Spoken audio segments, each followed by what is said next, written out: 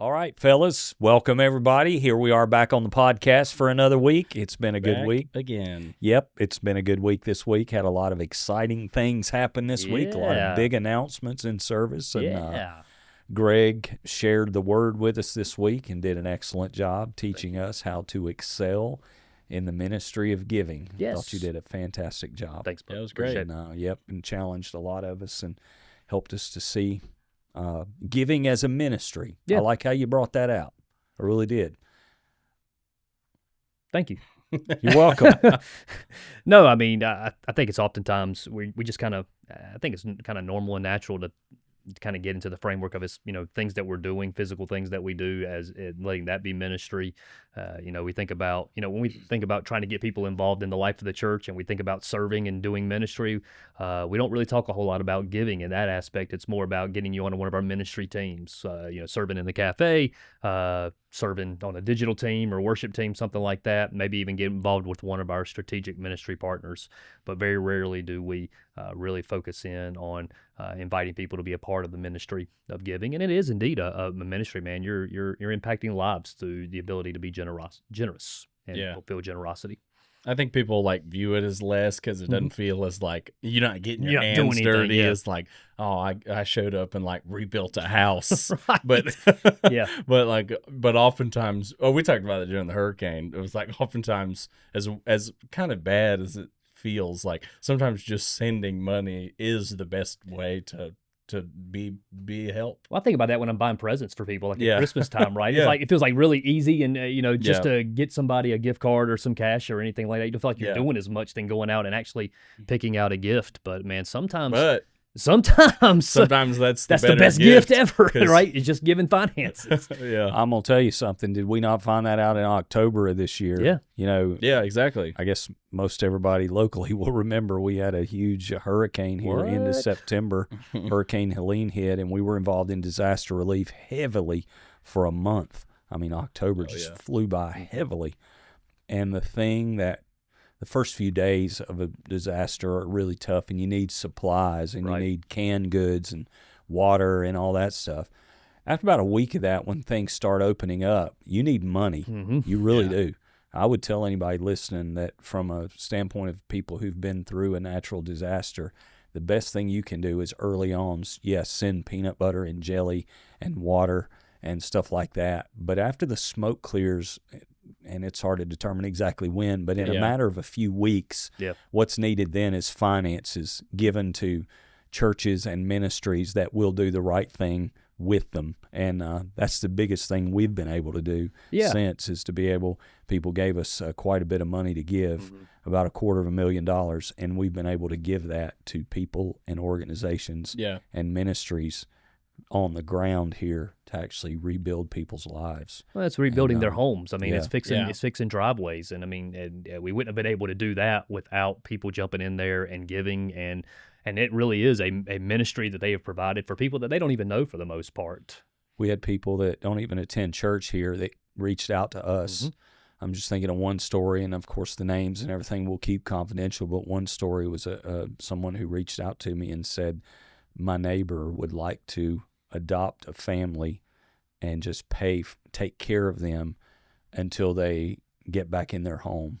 So we were able to find a really heartbreaking situation of a young family who was struggling, and this person actually volunteered to just take care of their rent and everything for up to a year to when they could get back in their home, and we've seen beautiful things. So giving is really a ministry. Absolutely. I know people, I remember a few people have told me this over the years in regard to missionary work. They said, I'm not called to go, but I'm called to give. Right. Yeah. Now there's a sense where all Christians are called to go into their world and into their community, and these people understand that as well. But not everybody's going to go to Africa or China or wherever it is. Right. No, not everybody's has the ability to fly there and live.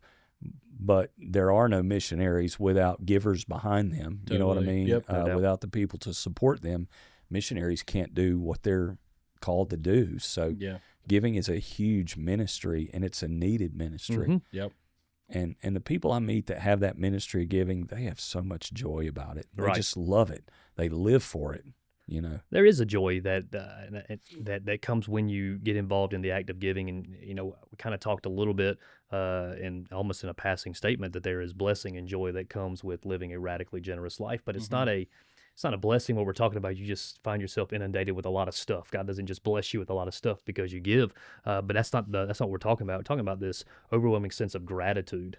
That, man, you're a part of oftentimes life-changing events that you may or may not be aware of when you choose to give. Yeah, totally. A guy approached me this weekend, and he's a pastor. I just, we talked about over this series about planning your generosity, and you did such a good job with that.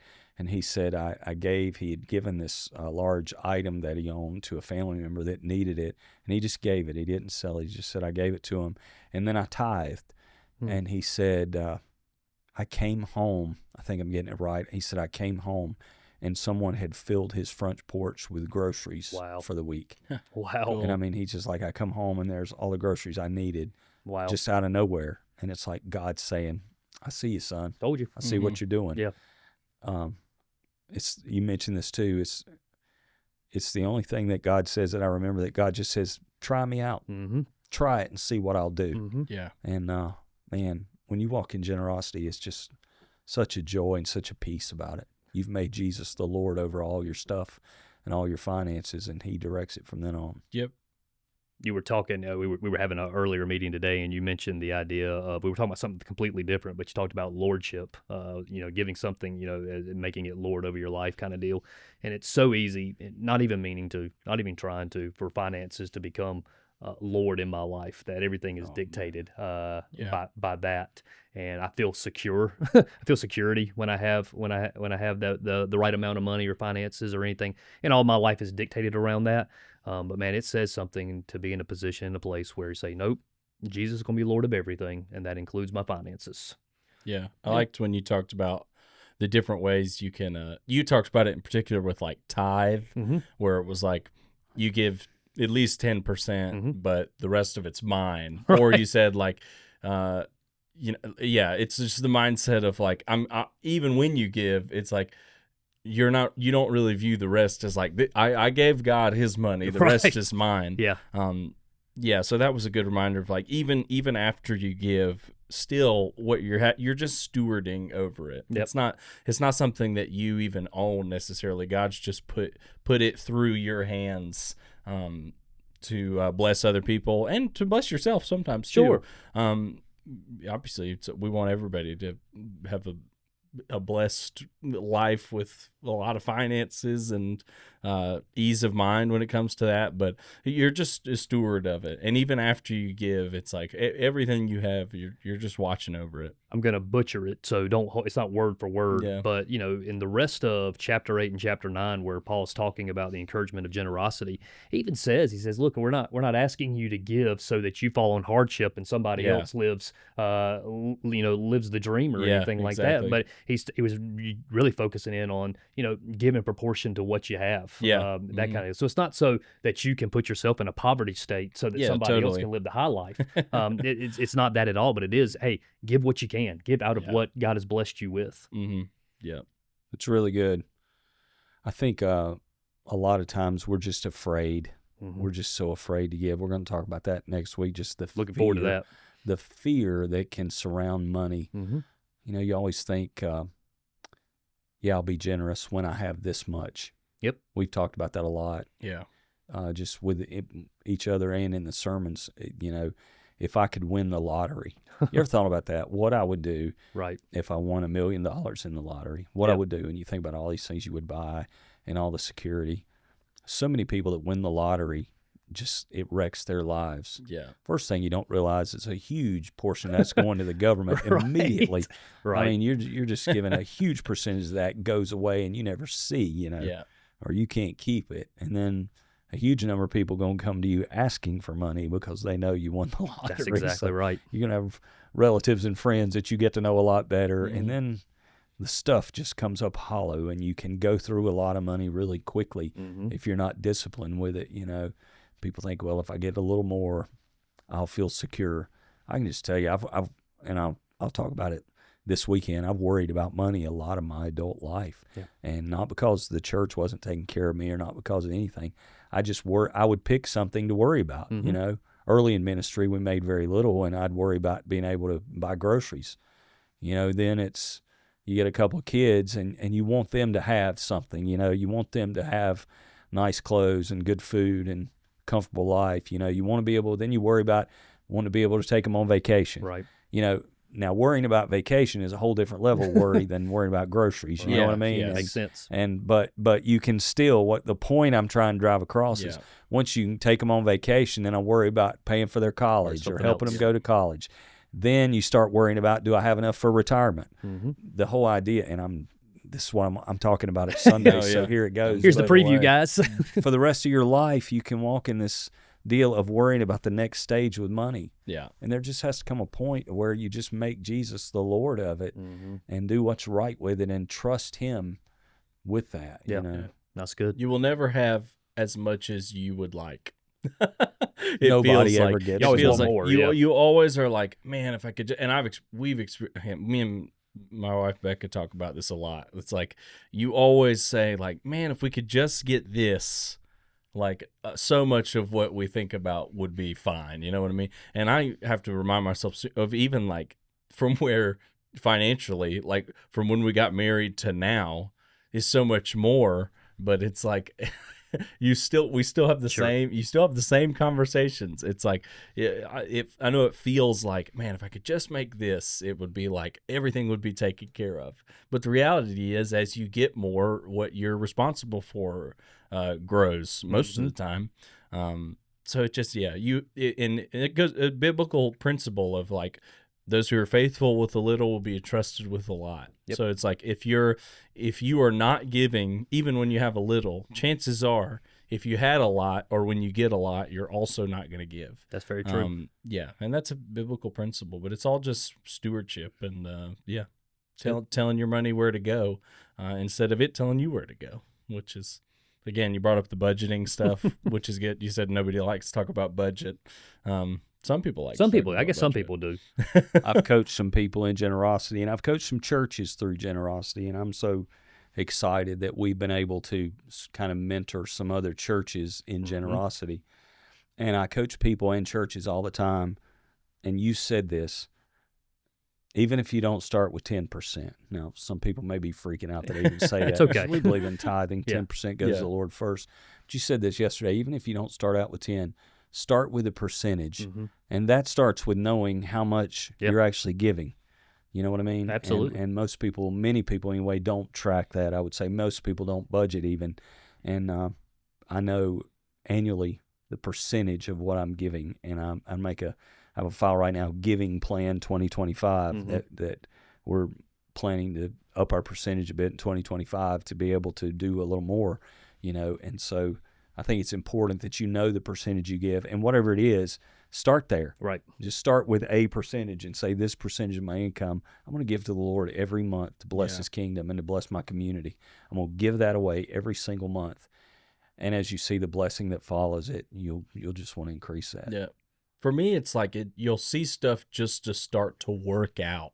You know what I will. mean? Like, it's not like sometimes you have those like amazing, like you talked about the money and the Easter eggs, which is an amazing story. Yeah, do we have to? Let's not bring that story, because the last thing I ever thought that would happen after telling that story is that I would be called Easter Egg Greg. Easter egg Easter Greg. egg Wow. Greg. I mean, I didn't of even all hear you the- say that. Of all the I said, things that "Here I thought comes that could Easter egg happen after Greg." telling that story, that right there was not one of the Yeah, scenarios that I saw happening. wouldn't have thought about that either.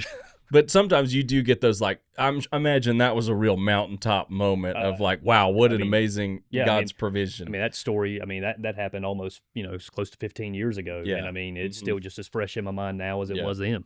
And I did reveal to Greg backstage that it was me who did that. I did put those Easter eggs. Yeah. But no, it wasn't me. No, but yeah. But sometimes you get those but for our personal experience, there are less of like necessarily the huge like wow, like we got a huge check or something. Right. And for me it's more been just like things have just worked out. Sure. Like every time we've had like this is an added expense that we didn't expect, or like we got a house, so we got to work on maintenance costs. It's like things just happen where all of a sudden you just have access to more supply, and it's like it's sometimes it's less of like, you don't always have to expect there's going to be this huge moment where somebody just gives you $1,000. But I think if you start to give, you'll start noticing that a lot of your finances will just start to work out in ways that are like, some feel really practical, some will feel like that just worked out. I don't know. It's hard to describe, but it feels like if you make being radically generous a part of your life, it's just like that the problems just take care of themselves sometimes. Let me just tell you how it works out practically. I'm preaching and we're preaching generosity, giving, talking about how God will bless you, right? I've had 3 major things in my world break down.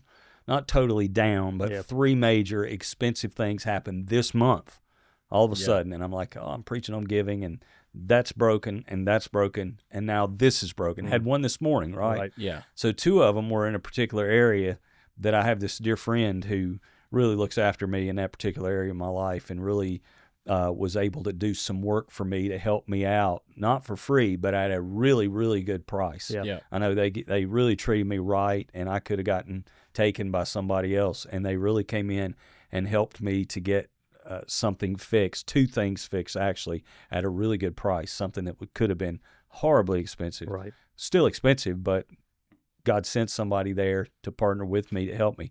Then this morning I get up and my garage door is broken. I go out and I hit the garage door and a piece falls all of it, and my garage door is kind of hanging around.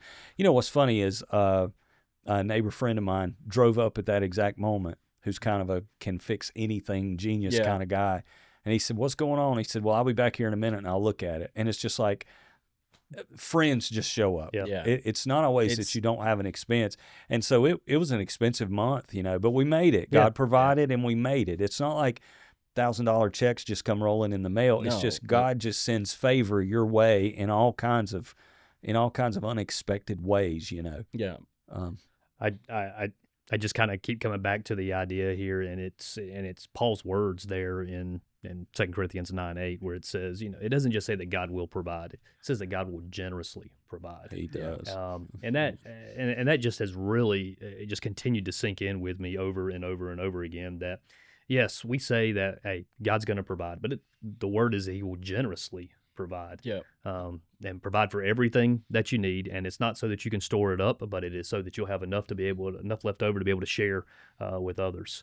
And it is the fact that over and over and over again, I've yet to hear it yet where somebody doesn't choose generosity, that God doesn't turn around and generously provide. Yep. People think we're kind of heartless, I'll get up and preach on giving and say give to God first. And people are inclined to think, well, hey, you got single moms in your congregation, and you've got people who are struggling. Yeah. How can you get up and ask them to give? I'm going to answer that question. I've been doing this for 30 years, and I've seen that even the people that struggle the most, when they put God first, His hand just starts resting over their lives. Jobs will come their way. Favor comes their way. So I know it's for their blessing. We don't preach on this so people just start giving more money to Upward. Now, we got a whole lot of vision and a whole lot of things that we need money for. There's no doubt of that, so we're glad when people do. But and a lot of good's coming in the community because of it, But our purpose is for our people to be blessed, their lives to move forward in all kinds of ways. Yeah. And I can tell you this, I've been around a while and got 2 kids through college now. And one of them married with a baby, another one with a great job and a relationship, and God's been faithful. If I could go back and talk to my younger self, I'd tell my younger self, keep doing what you're doing. Right. Keep doing what you're doing. That's good. Yeah. It's really good. Well, y'all, it's been fun. Great, yeah. We'll see y'all again. Next week we go in, we're going to talk about how never to worry about money again, and that's going to be a lot of fun. Yep. And then we'll start a new series the next week called 7 Doors of Opportunities. We're going to be looking at the 7 letters that Jesus wrote to 7 churches in the book of Revelation, and we're going to hear what Jesus is saying to Upward. Yep. So Sweet. it's going to be fun. Love See it. y'all next Great. time. Bye-bye. Bye.